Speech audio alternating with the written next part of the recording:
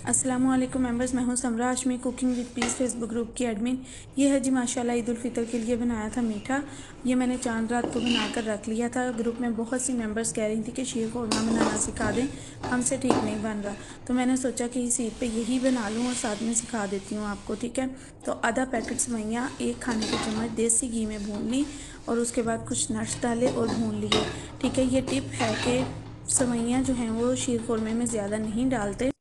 भून लेने के बाद इसमें दूध शामिल करेंगे, ठीक है, और इसको ज़रा सा मिक्स करेंगे, ठीक है। एक और टिप दे दूं कि दूध कभी भी ठंडा नहीं डालते, ना ही रूम टेम्परेचर वाला दूध गर्म डालना है आपने।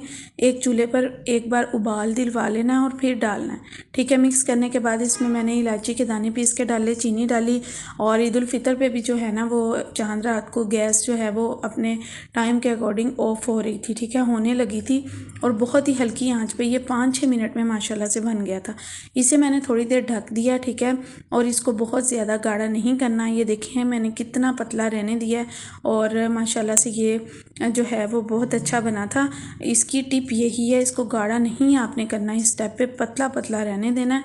अगर ये गाढ़ा हो जाता है इन केस, तो आपने थोड़ा सा दूध डाल के दिन टाइम में इसको पका लेना है, ठीक है। ये मेरी मिस्टेक हुई थी एक बार, तो ये मामा ने निकाली थी कि तुमने सेवइयाँ भी ज़्यादा डाली और दूध जो था वो उसमें पका के गाढ़ा किया। तो मैंने कहा कि मैं ये आपको बता दूं कि सेवइयाँ आधा पैकेट डलनी है और काफ़ी ज़्यादा ये माशाल्लाह से बन जाता है।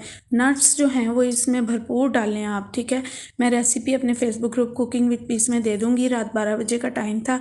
ये देखें माशाल्लाह थोड़ी सी गार्निशिंग कर दी थी। बस जी, मुझे समरा हाशमी को दुआओं में याद रखें। अल्लाह।